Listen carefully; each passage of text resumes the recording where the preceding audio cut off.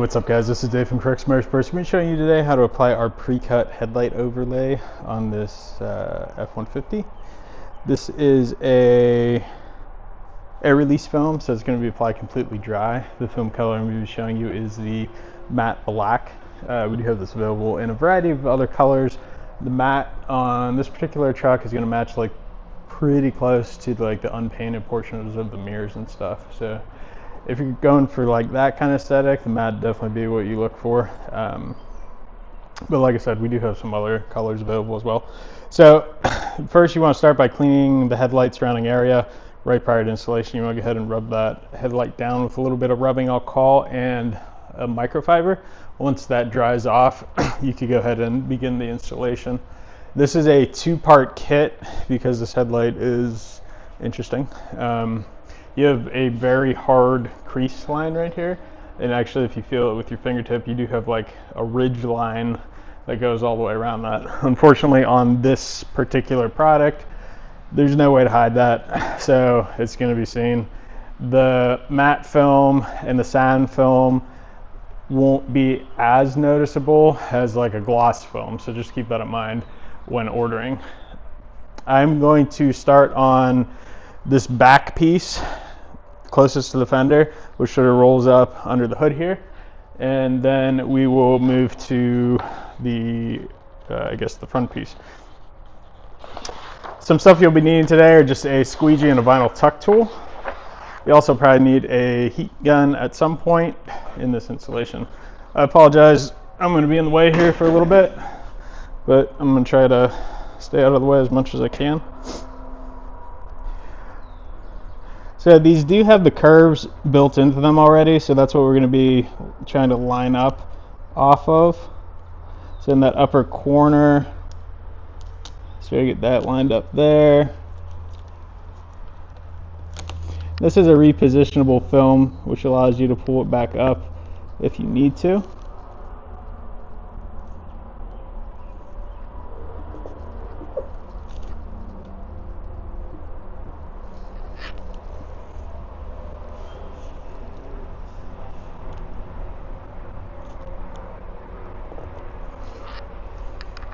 So I'm going to let that bottom piece hang for right now and then focus on this top piece. Again, you're sort of lining it up right where that 90-degree little curve is. Curve? Angle. I guess it's an angle, not a curve.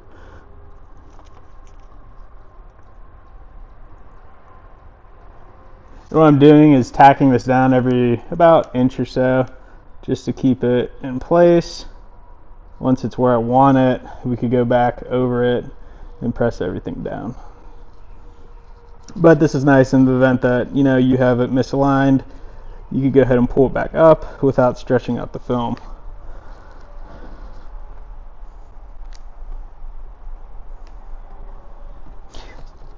So now that's where I want it on the top piece. I'm gonna sort of press down on the film. You don't want to press and drag because you can get it to bubble there.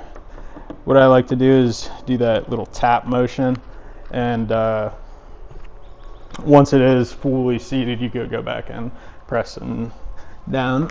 You could use a squeegee in that point if you wanted to as well. So same thing on the bottom here. You're just following this contour.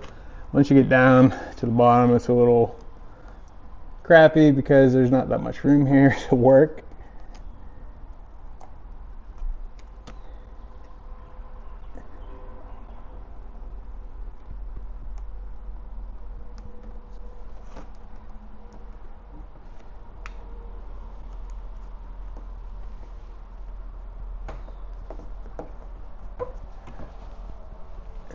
All right, so now that that is all situated, we could go and sort of work that film down into like this groove area.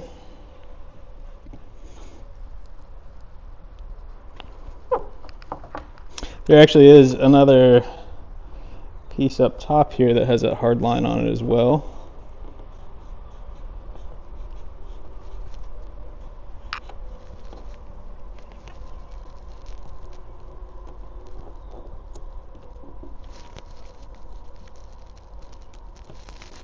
So you will need a heat gun if you're trying to, I guess, conform this film more. It's pretty hot here today. It's about 85. So the warmer the film is, the more pliable it is. So if you're watching this in the dead of winter trying to install this, I would definitely recommend a heat gun. Ideally, you'd want to be around like 60 degrees to do the installation. I realize that's out of a lot of people's controls. Hotter is okay. The film, like I said, just becomes a little bit more pliable, which isn't a huge deal. However, if it is colder, that's when you want to be concerned, because this will actually become more brittle as it gets colder. So you have a higher likelihood of tearing the film when doing the installation. After it's installed, the temperature doesn't matter at all. It could go cold or hot, but just that initial installation is where you have to worry.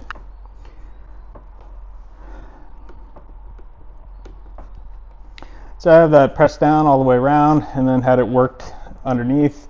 So now that main outer section is on, and now we could go and work on this section, which is going to follow this contour right here around the top and then around the bottom. If you are interested in just darkening this area and not necessarily covering that reflector on the side, you could use one of our tint films as well. Same installation process as this full wrap. The only difference is you'll see some of that reflector through it. So the dark smoke, you'll see just a hair of that orange. It's gonna almost appear like how this appears up there. It's very, very dark. The light smoke, you'll see a lot more of the reflector. So it depends on the look that you're going for. So same thing on this, we're going to line on the contour.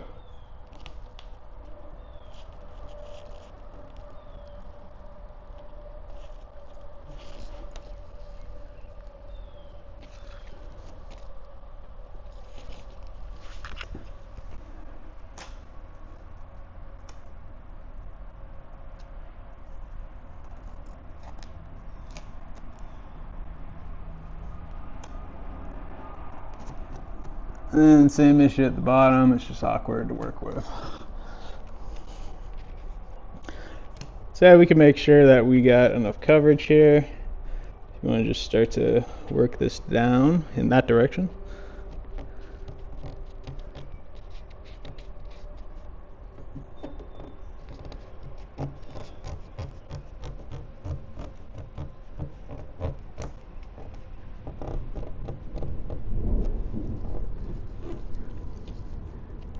So I apologize in advance if the power goes out. There's a thunderstorm approaching. So if it gets dark and I scream, probably not going to scream. Might scream though if the lightning hits close. So on this you are going to have that overlap, which you can see right here. Like I said, that is less pronounced on the matte films. It's a little bit more pronounced on the gloss films, so keep that in mind. Also, if you are getting one of the textured films, like we have the brushed films or the simulated carbon fiber films, I'm not gonna say don't get it, but depending on how picky you are, this and this, the pattern isn't gonna line up. So your options there are, go with it, rock it, pattern not lining up. No one will probably ever know besides you. Or you could do two kits if you wanted to, and then use like this outermost ring in like, say, the matte, and then do like the gloss carbon fiber on the side. So that'd be an option for you if you didn't, or if that really bugged you about it lining up. Some of it is a little bit less noticeable probably, like the forged carbon fiber confetti. That film is pretty random, so it not perfectly lining up is probably not going to be as noticeable as, say, like a gloss black carbon fiber, where the weave is going to be completely different. So keep that in mind when placing the order as well.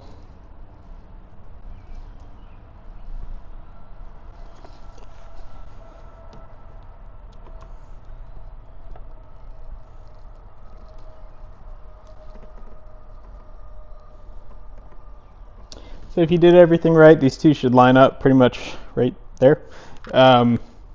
If one is longer than the other, it's not a huge deal. But basically this is going to try to follow that contour as well. I believe that this part is even covered when the hood's closed, so you're not even really going to notice it. So now you can start to work down this material. Same thing. You don't want to push and drag. You sort of want to just work it down as you're going.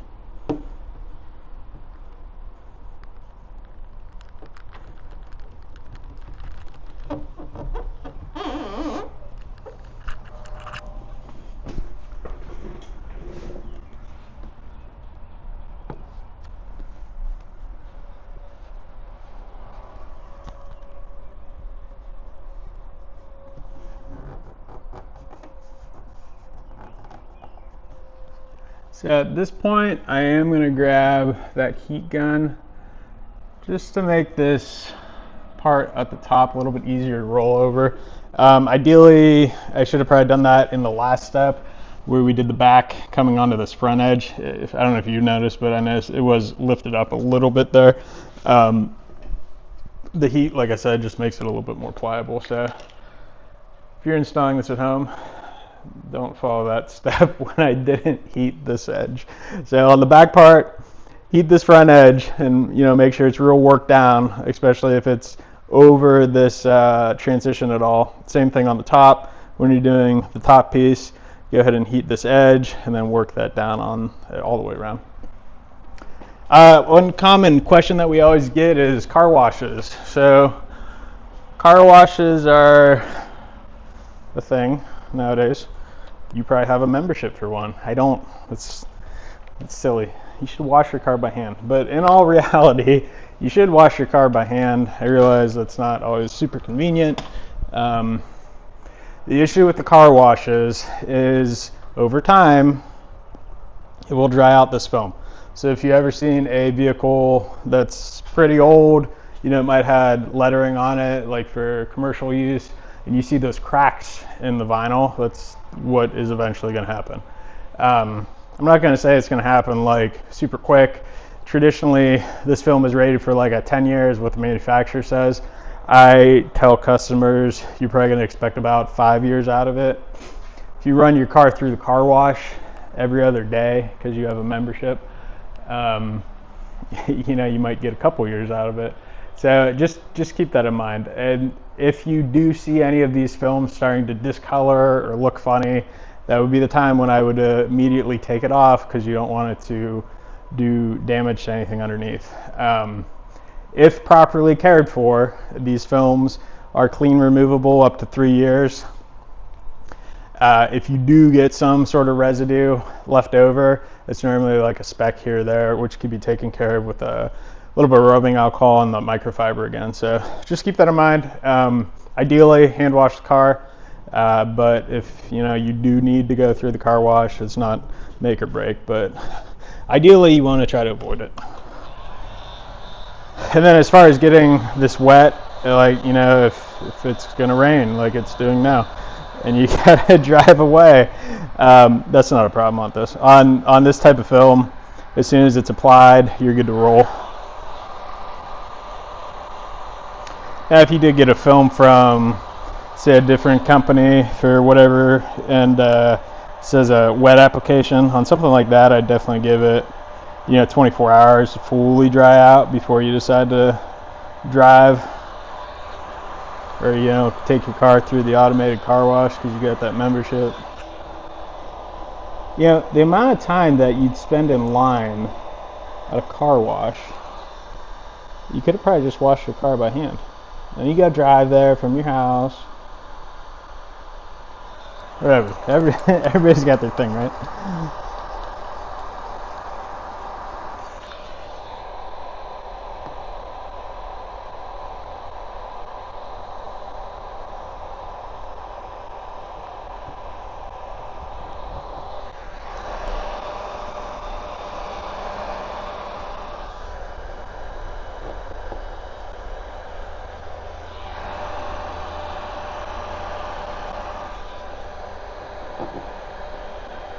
So if you don't have a heat gun, you can do the same process with a hairdryer.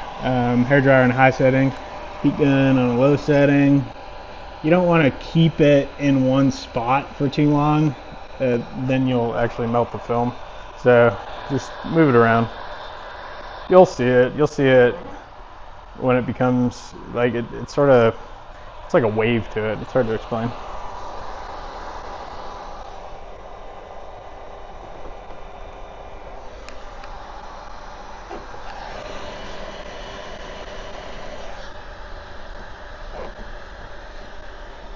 Like I said, if you are doing that heating process and you know you go to push it down and you get a crease in it, like I did up here, which you probably can't see in the video, but right there, there's a little tiny crease.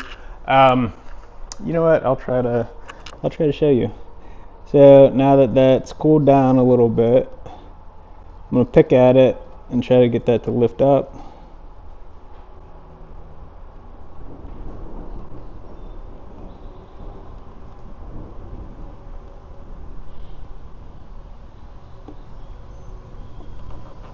All right. So once that is lifted up, we're going to try to heat that again and get that crease to dissipate.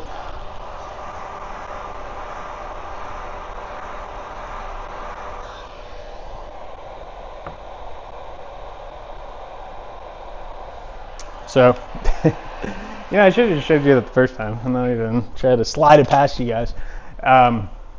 Yeah, so if you do get a crease like that, wait until the film has cooled back down to like the ambient room temperature. Go ahead and pick at it a little bit with your fingernail.